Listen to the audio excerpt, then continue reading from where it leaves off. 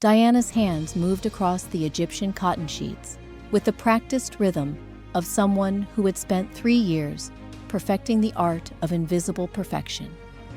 3 years of making luxury hotel rooms look untouched by human presence, while her own presence remained equally invisible. A ghost in a crisp uniform, moving through the Palm Royale Resort and Spa like she belonged to the walls themselves. And maybe she did belong to the walls, because walls kept secrets. And Diana was made of secrets, built from them, breathing them with every careful breath she took while dusting marble surfaces and arranging orchids and checking that every towel hung at precisely the right angle. And today, the secrets felt heavier than usual, because Suite 1207 was checking in again, which meant Ethan was back, Ethan the pilot, with his kind eyes and his habit of leaving generous tips and handwritten thank you notes that Diana kept hidden in her locker like treasures, like promises of a life she couldn't have. And she knew it was dangerous to let herself feel anything for a guest, knew it was even more dangerous to let a guest see her, really see her. But Ethan had seen her 3 months ago when she'd been studying her flight attendant manual during her lunch break in the service corridor. And instead of walking past like any normal guest would have, he'd stopped and asked what she was reading. But what Diana didn't know yet was that this simple question would unravel everything she'd built. And Diana had been so startled, she'd answered truthfully. And his smile had been so genuine that something in her chest had cracked open just a little, just enough to let in a sliver of hope that maybe the world wasn't entirely made of people like Marcus. And that crack had been growing wider with every visit, every conversation stolen in hallways, every moment Ethan treated her like she mattered, like she was more than just hands that cleaned his room. And now he was coming back, and Diana didn't know if she was more excited or terrified, because last time he'd asked her to have coffee with him, actually asked her out, and she'd said she needed to think about it, which was code for she needed to figure out if she could risk letting someone close when closeness meant questions, and questions meant lies, and lies meant eventually getting caught.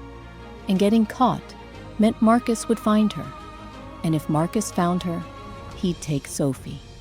And that was the one thing Diana couldn't survive. Losing Sophie, her 6-year-old daughter, with the bright laugh and the endless questions about why they didn't have any family photos from before they moved to Florida. Why Mommy's ID said Diana Reyes when the mail sometimes came addressed to other names. Why they'd moved so many times before settling here. Though Diana had no idea that Sophie had already noticed far more than she'd ever let on. And Diana had gotten good at deflecting those questions with gentle redirection and promises of ice cream and bedtime stories. But Sophie was getting older and smarter, and soon the questions would get harder, and Diana didn't know how much longer she could keep building a life on a foundation of carefully constructed lies. Lies that started 4 years ago when she'd fled Charleston in the middle of the night with a 2-year-old Sophie and $3,000 in cash and a new Social Security number she'd bought from a man who scared her almost as much as Marcus did. But those lies were about to catch up with her in a way she never expected. Because in 72 hours, Marcus would know exactly where to find her.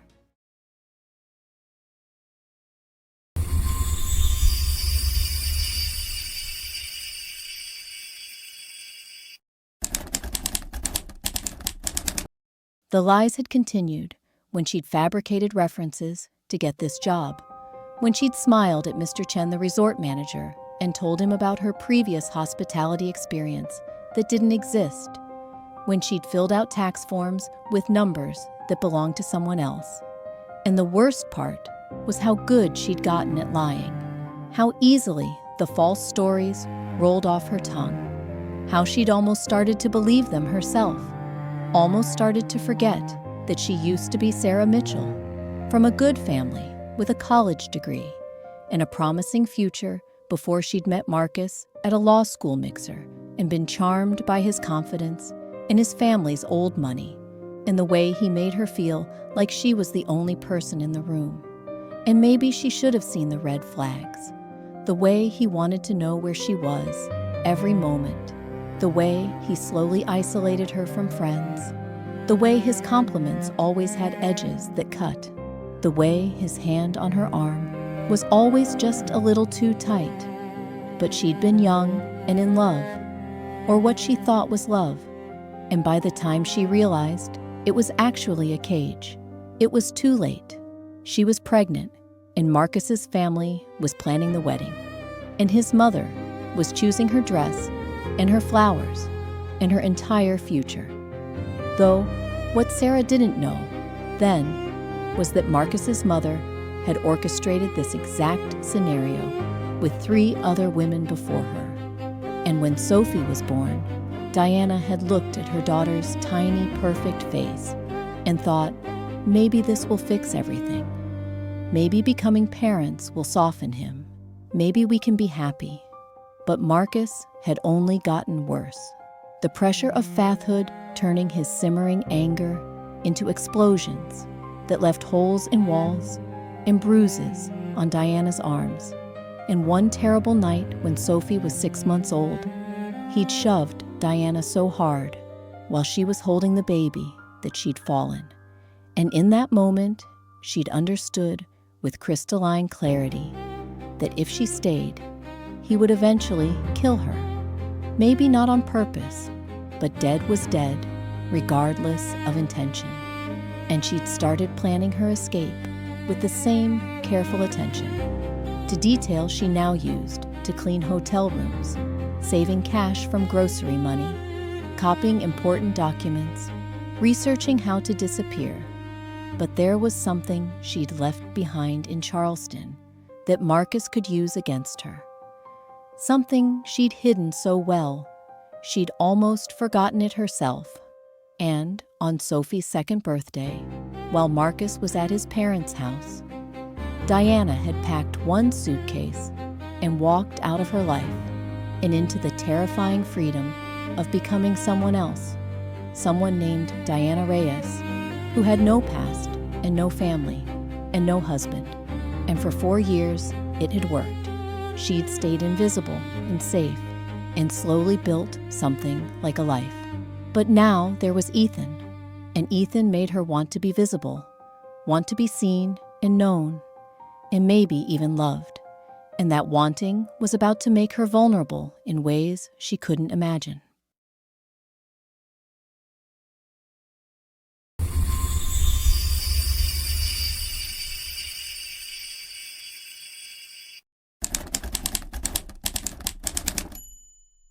Now there was Ethan, and Ethan made her want to be visible, want to be seen and known, and maybe even loved. And that wanting was dangerous because 3 days ago, an envelope had arrived at the resort addressed to Sarah Mitchell, care of Diana Reyes, and inside was a note in Marcus's handwriting that said, "I know where you are." And Diana's hands had shaken so badly she'd dropped it. And her co-worker, Gabriella, had asked if she was okay. And Diana had lied again, said it was just junk mail, just nothing, just more lies to add to the pile. And now she was making up Ethan's room, knowing he'd be here in 3 hours.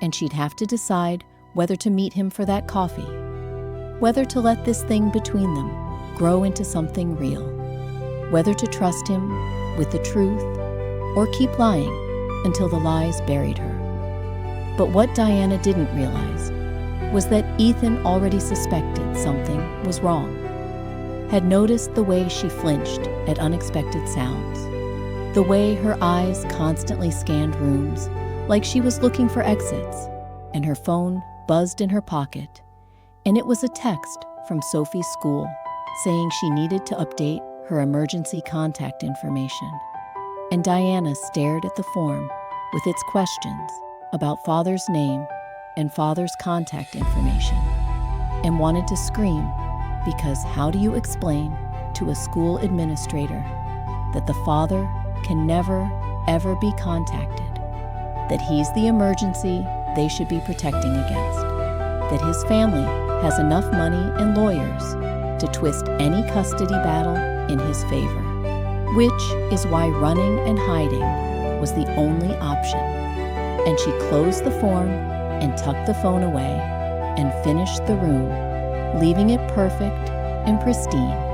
And then she went to the staff locker room and pulled out her flight attendant study materials, because if she could just pass the exam, if she could just get certified, she'd have a way out, a career that meant travel and freedom and enough money to maybe hire a lawyer, to maybe fight back, to maybe stop running, though she had no idea that passing that exam would lead to consequences she couldn't predict. And she was deep into memorizing safety procedures when Gabriella burst in, saying there was someone asking for her at the front desk, a man. Diana's heart stopped because it was too soon. Marcus wasn't supposed to be here yet. She was supposed to have 72 hours. But when she reached the lobby, she found someone completely unexpected waiting for her.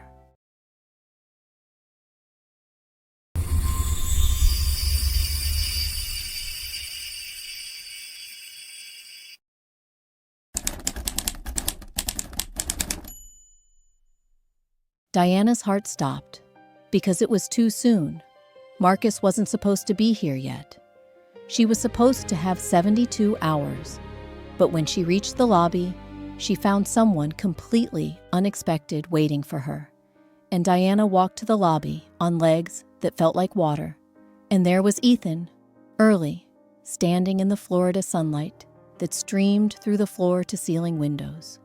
And when he saw her, his whole face lit up, and Diana felt her fear war with something else, something that felt dangerously like hope. And Ethan said he'd landed early and took a chance she might be here. And would she take her break now? Could they talk? And Diana heard herself say yes, even though every survival instinct screamed, no. And they walked out to the beach behind the resort, where the sand was white and the water was that impossible turquoise that still amazed her even after 3 years. And Ethan said he'd been thinking about her, couldn't stop thinking about her actually, and he knew there was something between them. He felt it, and he thought she felt it too.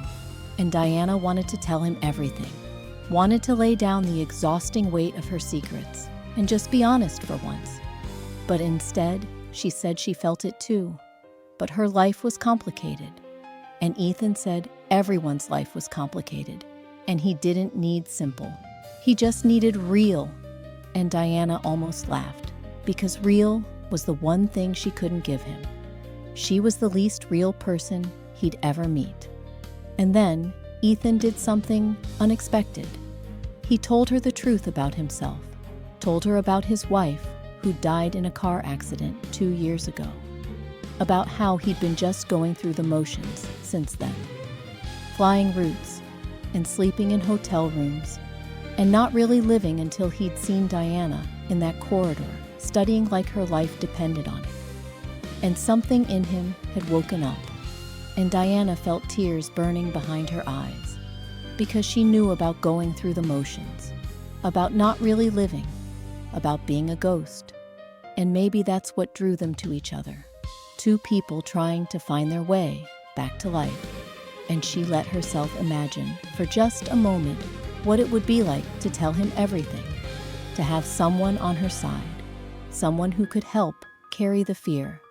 And the moment stretched between them, full of possibility, until Diana's phone rang, and it was Sophie's school again, and she had to answer.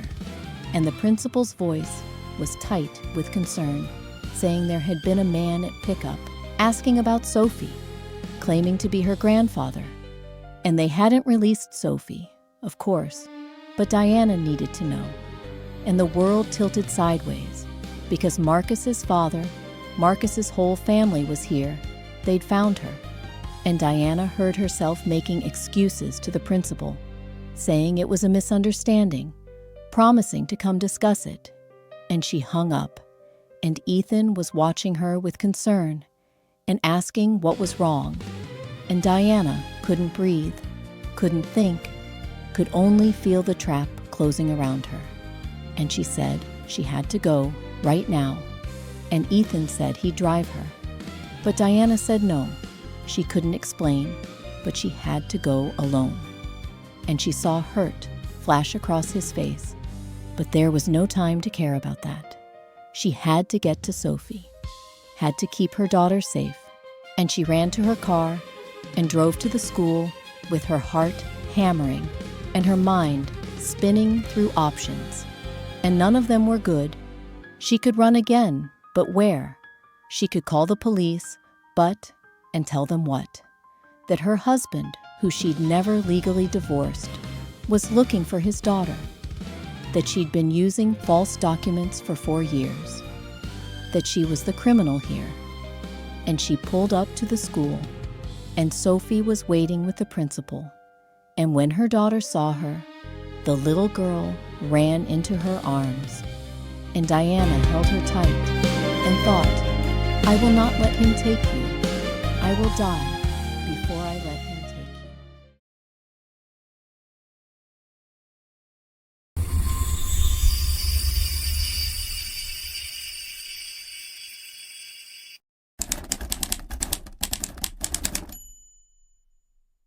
The principal's voice was tight with concern, saying there had been a man at pickup asking about Sophie, claiming to be her grandfather, and they hadn't released Sophie, of course, but Diana needed to know.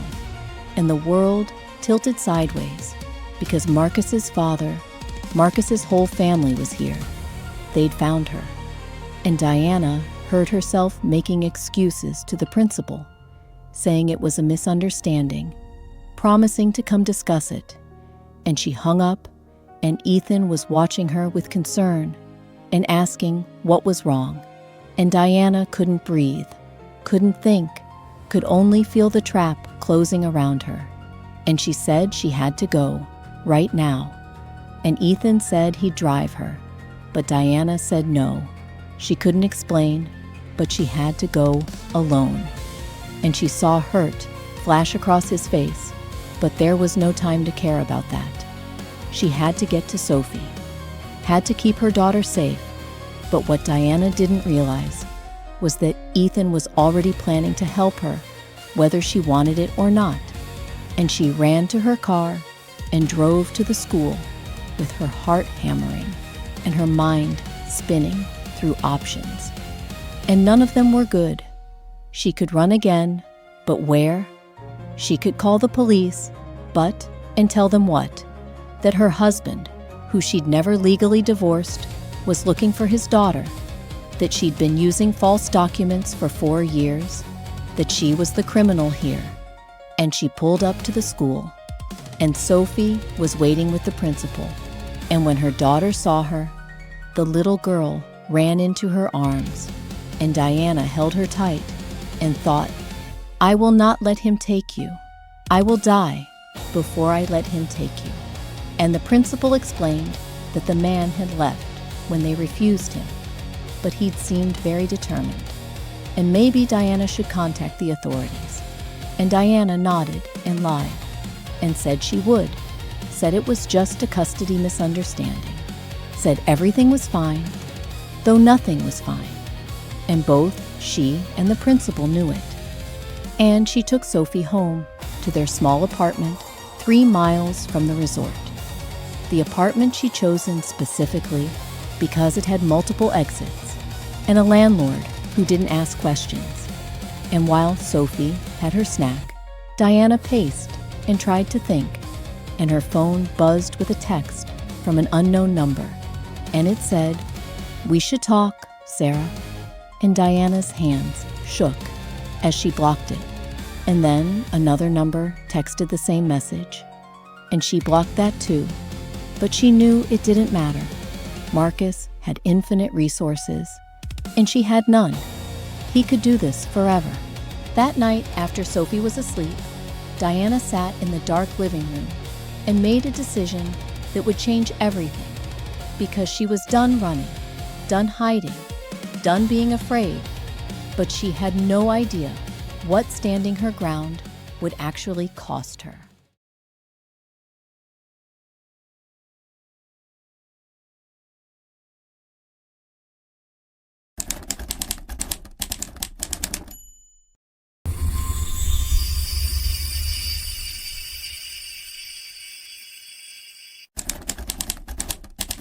That night, after Sophie was asleep, Diana sat in the dark living room and let herself cry, really cry, for the first time in months. And she must have fallen asleep there, because she woke to knocking on her door, and panic flooded her. But then she heard Ethan's voice saying her name, saying he was sorry to show up like this, but she'd seemed so scared earlier, and he'd been worried. And Diana didn't know how he'd found her address, but she opened the door because she was so tired of being alone. And Ethan took one look at her face and said, "What's wrong? Tell me what's wrong. I want to help." And maybe it was exhaustion, or maybe it was the way he looked at her, like she mattered, or maybe it was just that she couldn't do this alone anymore. But Diana started talking, started with, "I need to tell you something, and my name isn't really Diana." Though what she didn't know was that this confession would set in motion a series of events that would either save her or destroy her completely. And once she started, she couldn't stop. The whole story poured out of her like water from a broken dam. Marcus and the abuse, and the escape, and the fake identity, and the fear, and the running, and Sophie and the man at the school, and the texts, and all of it. And when she finished, she waited for Ethan to leave, to be disgusted, or scared, or done with her mess. But instead, he took her hand and said, "Okay, we're going to fix this." And Diana said there was no fixing it. Marcus's family had money and lawyers, and she was the one who'd broken laws. And Ethan said his brother was a lawyer, a good one. And there were legal protections for domestic violence survivors. And yes, it would be complicated, but she didn't have to run anymore. She could fight. But Diana had no idea that fighting would mean exposing every secret she'd buried, every lie she'd told, every desperate choice she'd made. And Ethan pulled out his phone and called his brother right then at midnight and explained the situation, and his brother said to come to his office first thing in the morning, that there were options, that falsifying documents to escape abuse wasn't prosecuted the same way, that they could file for a protective order and retroactive custody, and possibly even get her record cleared. And Diana listened to the stranger on speakerphone, treating her like someone worth saving, and something in her chest that had been clenched tight for 4 years loosened just slightly. Ethan stayed that night, slept on her couch so she wouldn't be alone. And in the morning, when they drove to his brother's office, Diana had no idea she was about to walk into the biggest fight of her life, one that would determine not just her future, but Sophie's too.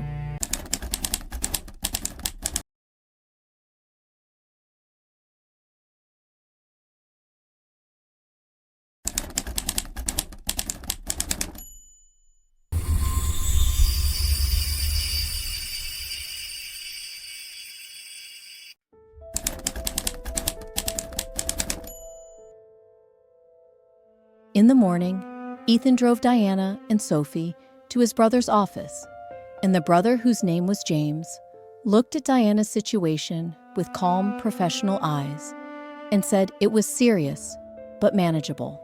And over the next week, James filed motion after motion, protective orders and emergency custody filings, and documentation of abuse that Diana had thought was lost.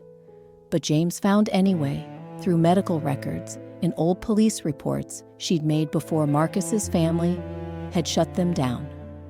And Marcus fought back, of course, his lawyers filing their own motions, claiming Diana had kidnapped Sophie and was mentally unstable and unfit. And it was ugly and terrifying. And there were days Diana wanted to just grab Sophie and run again. But Ethan was there every evening when he wasn't flying. And even when he was flying, he called and texted and reminded her she was strong enough for this, though Diana wondered if she really was strong enough, or if she was just too tired to keep running. And Gabriella from work brought her meals, and Mr. Chen gave her time off without question. And slowly, Diana realized she wasn't alone anymore. She'd accidentally built a community, people who cared and wanted to help. But what she didn't realize was that Marcus was building his own case, gathering his own evidence, preparing his own attack that would hit her where she was most vulnerable. And the legal preparation consumed her days. Meetings with James and court-appointed counselors and child psychologists who interviewed Sophie. And Sophie was so brave through it all, so honest when they asked her questions about her father and about why she and Mommy had moved to Florida. And Diana ached, watching her daughter have to be this strong, this young, watching her explain things no 6-year-old should have to understand. And James said the case was looking good. The documentation was solid. The protective order would likely be granted. But there was still the issue of Diana's false identity, and the employment fraud, and the Social Security fraud, and all the laws she'd broken, even if she'd broken them for the right reasons. And then, Marcus's lawyers filed a motion that changed everything, presenting evidence Diana had never thought they'd find. Evidence of something she'd done in those desperate early days that could cost her not just the case, but her freedom entirely.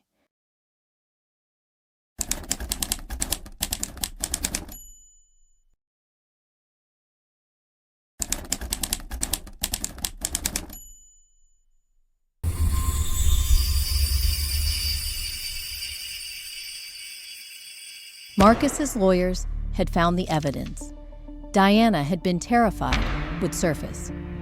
Bank records showing she'd withdrawn money from a joint account without Marcus's knowledge, had technically stolen from him, according to Charleston law. And they were threatening to file criminal charges unless she dropped the custody case and returned Sophie voluntarily. And James said it was a bluff, probably a bluff. But there was a chance they could make the charges stick. And if Diana had a criminal record, it would destroy her custody case completely. And Diana felt the walls closing in again, felt the old terror that maybe there was no escape. Maybe Marcus would always win. Maybe she should just run again and keep running forever. But Ethan said no, running was what Marcus wanted. He was trying to scare her into giving up, and they needed to call his bluff. And James agreed, saying the withdrawal was from a joint account, which meant it wasn't legally theft. And even if they tried to prosecute the context of domestic violence, made it defensible, though Diana knew that defensible didn't mean she'd win. And the days crawled by in a haze of anxiety and legal preparation, and trying to keep things normal for Sophie, who knew something was happening, but didn't understand the full magnitude, didn't understand that her entire future hung in the balance. And Diana kept working at the resort when she could, kept cleaning rooms and studying for her flight attendant exam because she needed something normal, something that wasn't about Marcus and lawyers and fear. But what she didn't know was that Marcus himself was about to make an appearance, was flying to Florida to confront her directly. And Gabriella noticed Diana was different, asked if she was okay, and Diana gave her an edited version of the truth. Said she was dealing with custody issues with her ex, and Gabriella hugged her and said she'd been through something similar, and it gets better. You get through it. And Diana wanted to believe her, but belief felt dangerous. And then on a Tuesday morning, Marcus walked into the Palm Royale lobby, walked right up to the front desk, and asked for Diana Reyes. And the confrontation Diana had been dreading for 4 years was about to happen in the most public way possible.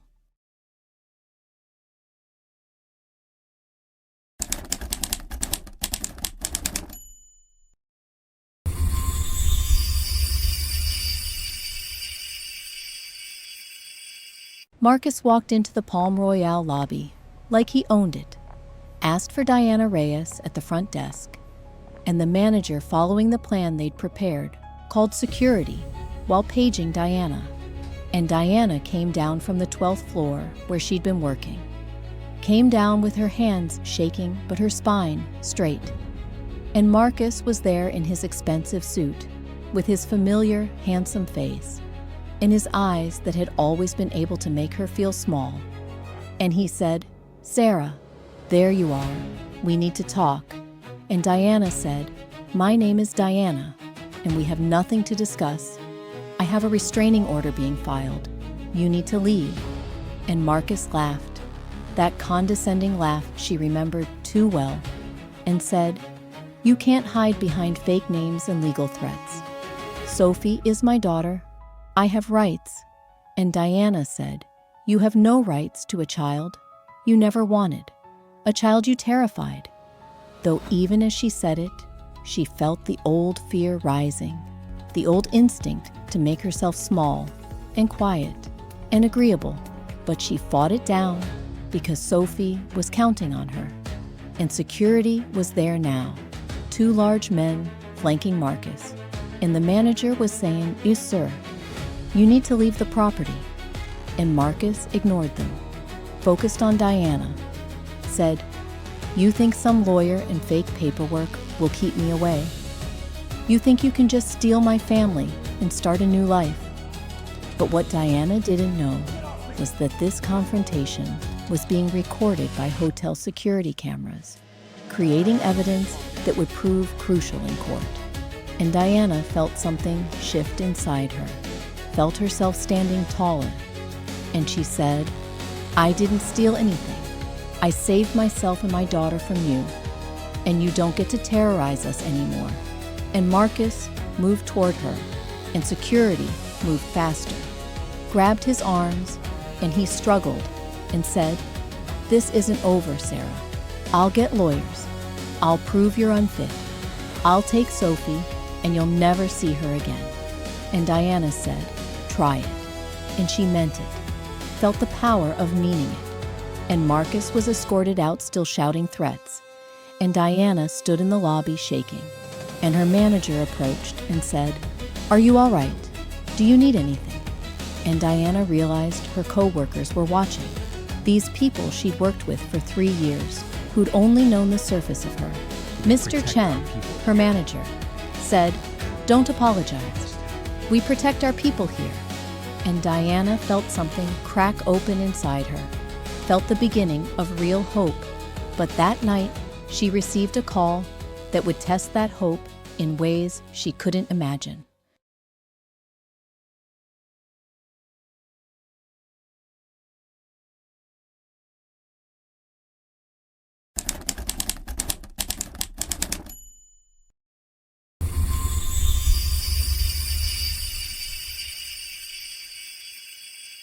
That night, Catherine, James's colleague, who'd taken over the domestic violence aspects of the case, called and said Marcus filed for emergency custody. "We expected this. We're ready." And the legal battle began in earnest. Depositions and court dates, and Diana having to recount the abuse over and over, having to relive the worst moments while lawyers picked apart her credibility. And Marcus's family brought their money and influence, tried to paint Diana as an unstable woman who'd kidnapped their grandchild. And it was brutal and exhausting, and there were moments Diana wanted to give up, wanted to just run again. But Ethan was there, and Catherine was fierce, and the documentation they'd gathered was solid. Medical records from Charleston that Sarah had gotten after Marcus shoved her. Photos she'd kept of bruises. Testimony from a former neighbor who'd heard them fighting. And Marcus's own threatening letter, though Marcus's lawyers tried to explain it all away, said the medical records could be from anything, said the photos were inconclusive, said the neighbor was unreliable. And slowly, the truth emerged in painful increments. And the judge, a woman in her 60s with sharp eyes, listened to everything. And when it came time for Sophie to be interviewed by a child psychologist, Diana had been terrified of what her daughter would say, terrified of how the experience would affect her. But Sophie, who was brave and honest, said she didn't remember her father much, but her mom said he was mean, and she believed her mom. And the psychologist's report supported Diana, noted Sophie's healthy attachment to her mother and obvious anxiety when Marcus's name was mentioned. Though the report also noted that Sophie had expressed confusion about her identity, about not having extended family, about the lies she'd been told. And 3 months after Marcus had walked into that lobby, the trial date arrived, and Diana dressed in her most conservative outfit and sat in the courtroom with Ethan on one side and Catherine on the other. And Marcus sat across the aisle with his parents and his team of lawyers. And the judge called the court to order. The trial lasted 3 days, 3 days of testimony and cross-examination and evidence presentation. And on the 3rd day, the judge said she was ready to rule. And Diana held her breath because everything, absolutely everything, depended on what this woman said next.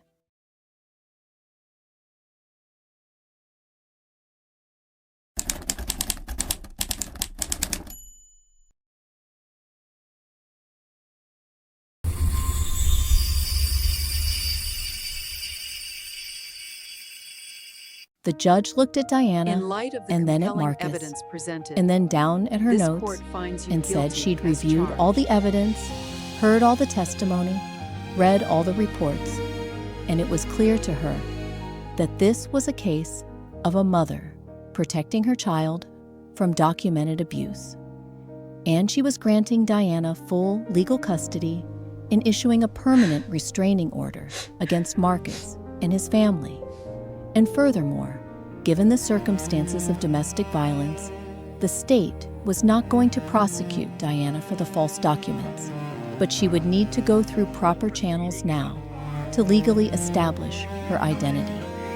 And Diana sat there, not quite believing it was real, that she'd won, that Sophie was safe, and Marcus stood up looking furious. But his lawyers held him back, and Diana walked out of that courtroom and into the Florida sunshine, and felt like she could breathe fully for the first time in years. Though she knew this wasn't entirely over, knew Marcus could appeal, knew she still had to navigate the legal identity issue. But for now, for this moment, she'd won, and Ethan was waiting, and he picked her up and spun her around and said, I told you we could fix this. And Diana laughed and cried at the same time. And over the next months, Diana did the paperwork to legally become Diana Mitchell, keeping her real first name, but shedding both Marcus's last name and her fake identity, going through official channels to establish herself legally, getting proper documentation, fixing her employment records. And it was tedious and bureaucratic, but it felt like freedom, like she was finally stepping into a real life instead of a shadow life.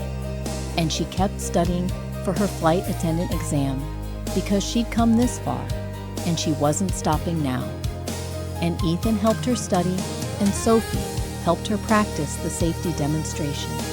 And it felt like playing house, except It wasn't playing. It was real life. The real life Diana had thought she'd never had. And then, Diana took the flight attendant exam, walked into the testing center with her heart pounding and her hands sweating. And she thought about everything she'd survived to get here, every battle she'd fought, and she knew that whatever happened next, she was ready for it.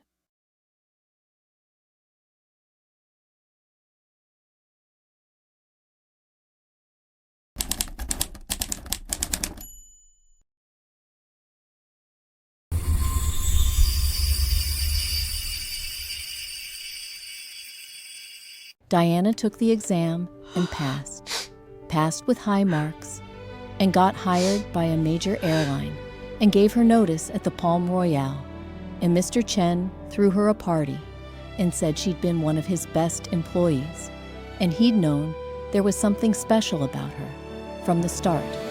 And Gabriella cried and made Diana promise to visit, and Diana promised because she kept her promises now, the real ones.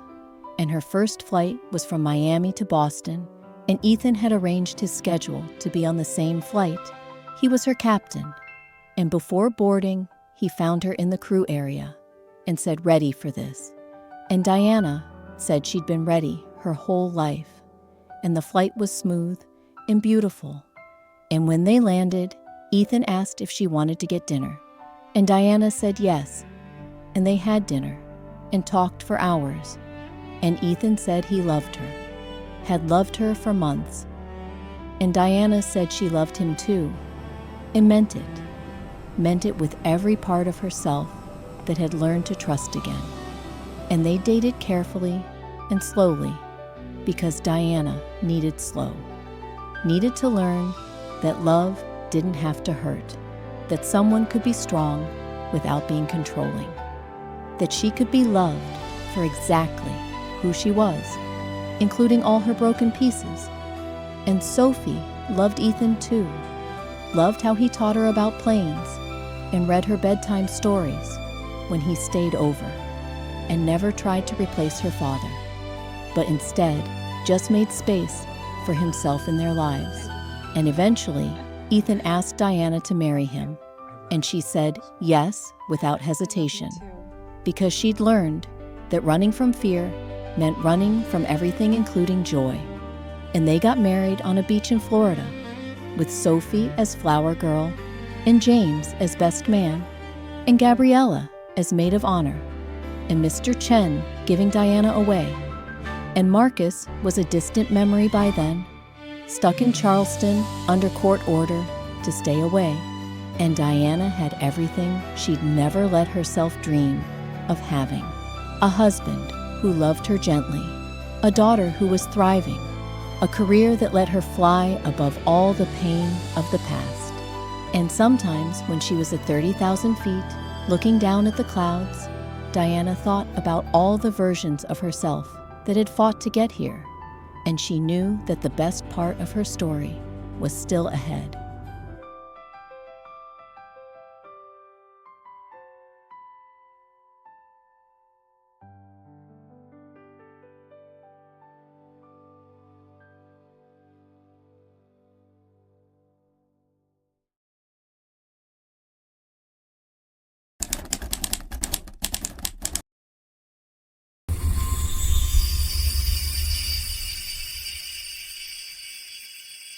Sometimes, when she was at 30,000 feet, looking down at the clouds, Diana thought about Sarah Mitchell, who'd been so scared and broken, and she thought about Diana Reyes, who'd been a ghost, and she thought about Diana Mitchell, who was finally fully real and fully free, and she felt grateful for all of them, all the versions of herself that had survived to get here. And she felt grateful for Ethan, who'd seen her when she was trying so hard to be invisible. And mostly, she felt grateful for the courage it had taken to stop running and start fighting, to trust someone with the truth, to believe she deserved better. And one night after a long flight, when she came home, to find Ethan helping Sophie with homework in their house that they'd bought together. their actual house, with both their names on the deed. Diana stood in the doorway, watching them, and felt so full of love, she thought she might burst with it. And Ethan looked up and smiled and said, "Welcome home." And Diana thought, yes, this is home, not a place, but a feeling. The feeling of being safe and seen and loved. And she had traveled so far to get here, through fear and lies and danger and pain. But she'd made it. She was home. And that night, after Sophie was asleep, Ethan held Diana on the couch and said, "Do you ever regret it? Any of it?" And Diana thought about the question and said no, because even the worst parts led her here. And Ethan said he was glad she'd escaped, glad she'd survived, glad she'd been in that corridor studying when he walked by, glad for all of it. And Diana fell asleep there in his arms, feeling absolutely safe, for the first time in her adult life. And she dreamed of flying, endless sky and freedom. And when she woke, she was still in Ethan's arms. And Sophie was climbing on them, demanding pancakes, and the morning light was golden through their windows. And Diana laughed, actually laughed from pure joy. And Diana made pancakes and got ready for her next flight and kissed her family goodbye. And as she drove to the airport, she thought about how far she'd come, from invisible to seen, from captive to free. And she knew that every flight from now on was a reminder of that freedom.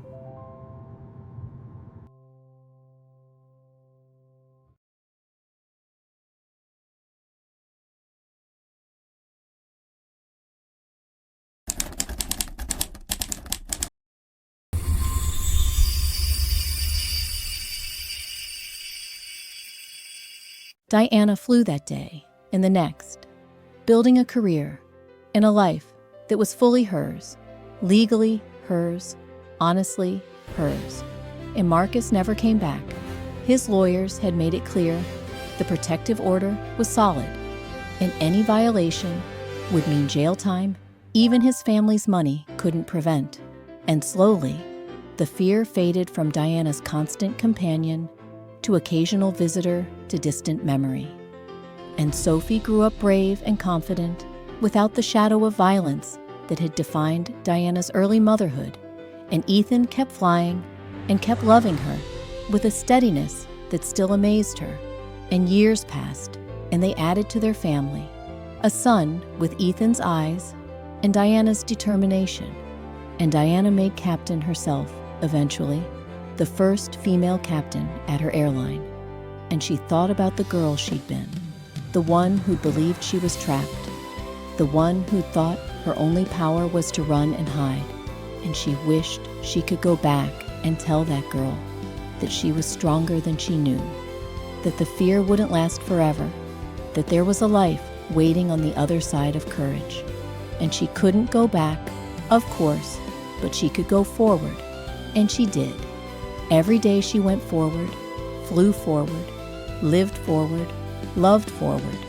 And sometimes people asked her if it was hard being a pilot and a mother. And she said yes, but worth it. And sometimes people asked about her past. And she gave them the simplified version, the one that didn't include all the fear and running. And that was okay, because the past was past, and the present was now, and the future was waiting. And Diana was ready for all of it, ready to fly as high and far as she wanted, because nobody owned her anymore. Nobody controlled her. She was free. And every time Diana lifted off the ground, she felt it again. That surge of gratitude and power and joy. The knowledge that she'd survived everything meant to break her and come out whole on the other side. And this was just the beginning of all the stories she had left to tell.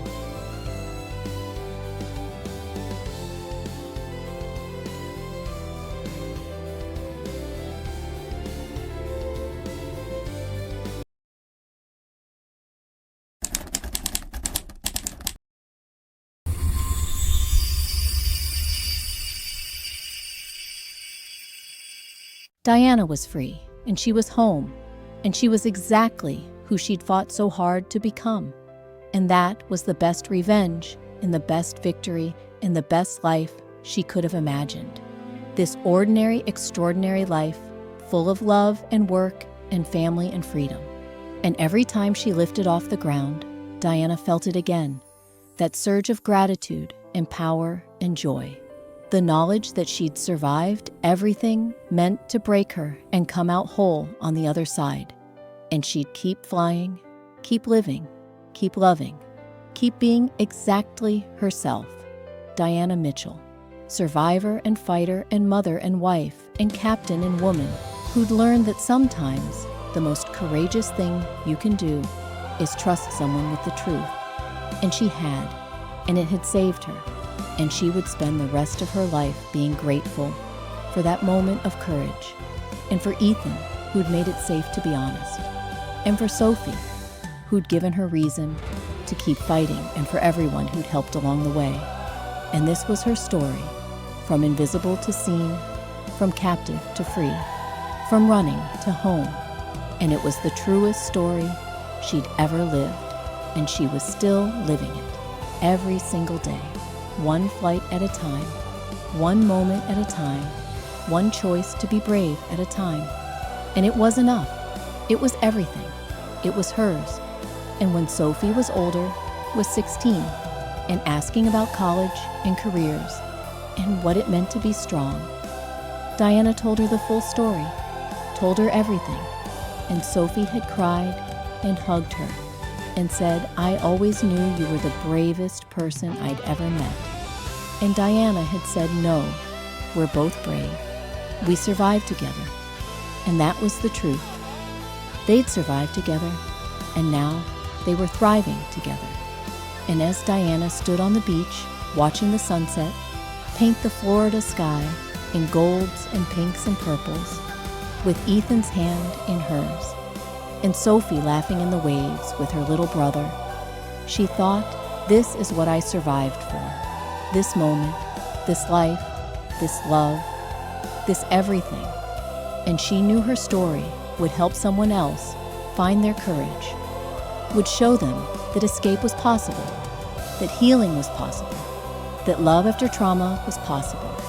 And that was the greatest gift of all, turning her pain into purpose, her survival into strength, her story into hope.